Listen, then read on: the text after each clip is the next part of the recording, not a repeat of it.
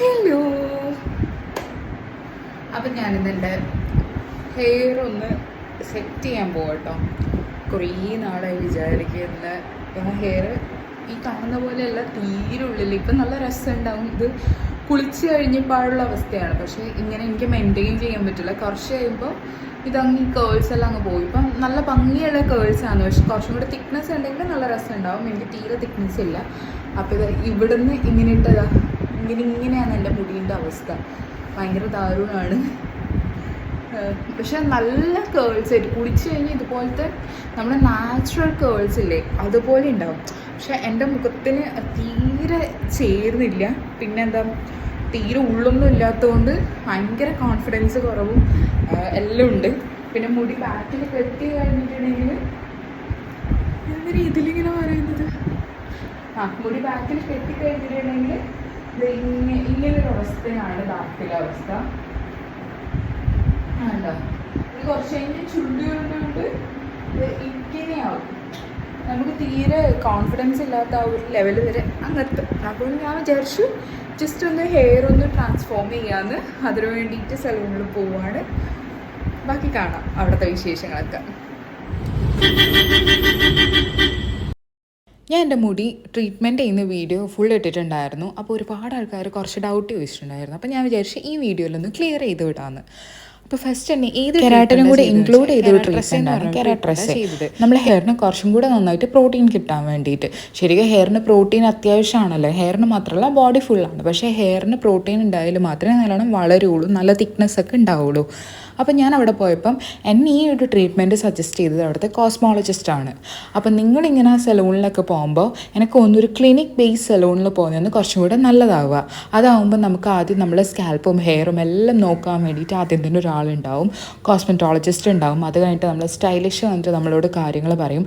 ഒരു കസ്റ്റമൈസ്ഡ് ആയിട്ടാണ് നമുക്ക് ഹെയർ ചെയ്ത് തന്നത്. അതുകൊണ്ട് നിങ്ങളെപ്പോഴും നിങ്ങൾ ഹെയർ ട്രീറ്റ്മെൻറ്റ് ചെയ്യാൻ പോകുമ്പോൾ ഒരു സലൂണിൽ പോകാണ്ട് ഇതുപോലെ ക്ലിനിക് പ്ലസ് സലൂണിലൊന്ന് പോയി നോക്കൂ, അടിപൊളിയായിരിക്കും. എനിക്ക് എൻ്റെ റിസൾട്ട് ഭയങ്കര ഇഷ്ടമായി എന്ന് വെച്ചാൽ ഞാൻ ആകെ ആളങ്ങ് മാറിപ്പോയി. അപ്പം അങ്ങനെ ഒരു കോൺഫിഡൻസ് എൻ്റെ കയ്യിൽ കിട്ടിപ്പോയി. അപ്പം നിങ്ങൾ സെർച്ച് ഔട്ട് ചെയ്യുമ്പോൾ അങ്ങനത്തെ ഒന്ന് സെർച്ച് ഔട്ട് ചെയ്യുക. ആൻഡ് ഇതിൻ്റെ പ്രൈസ് വന്നിട്ട് ശരിക്കും 10K ആയിരുന്നു, അതായത് 9999. പക്ഷേ വാലന്റൈൻസ് ഡേ ഓഫറിലുണ്ട്, അതായത് 24th വരെ ഓഫർ ഉണ്ടായിരുന്നു. എറണാകുളത്ത് മിക്ക സ്ഥലത്തും ഇതുപോലെ ഓഫർ ഇങ്ങനെ നടന്നുകൊണ്ട് നിൽക്കുന്നുണ്ട്, മിക്ക സലൂണുകളിലെല്ലാം.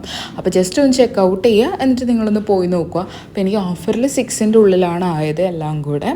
അപ്പം അടിപൊളി എക്സ്പീരിയൻസ് ആയിരുന്നു. അപ്പം നിങ്ങളിത് ട്രൈ ചെയ്ത് നോക്കുക. ആർക്കെങ്കിലും ഇതുപോലെ മുടി ട്രീറ്റ്മെൻറ്റ് ചെയ്യുകയാണെങ്കിൽ, നിങ്ങൾക്ക് ഡാൻഡ്രഫ് ഇഷ്യൂ അല്ലെങ്കിൽ മുടി ഭയങ്കര കൊഴിച്ചിലോ അങ്ങനെ എന്തെങ്കിലും ഉണ്ടെങ്കിൽ ജസ്റ്റ് ഒന്ന് ഒരു ട്രാൻസ്ഫോർമേഷൻ വേണമെങ്കിൽ ജസ്റ്റ് ഒന്ന് ഇതുപോലെ ട്രീറ്റ്മെൻറ്റ് എടുത്ത് നോക്കുക, അടിപൊളിയായിരിക്കും. എനിക്കിപ്പോൾ അത്യാവശ്യം നന്നായിട്ട് മുടി കൊഴിച്ചിൽ കുറഞ്ഞിട്ടുണ്ട്, നല്ല മുടി കൊഴിച്ചിലുണ്ടായിരുന്നു. പക്ഷേ ഈ ട്രീറ്റ്മെൻറ്റ് എടുത്ത ശേഷം ഡാൻഡ്രഫും കുറഞ്ഞിട്ടുണ്ട്, മുടി കൊഴിച്ചിലും കുറഞ്ഞിട്ടുണ്ട്.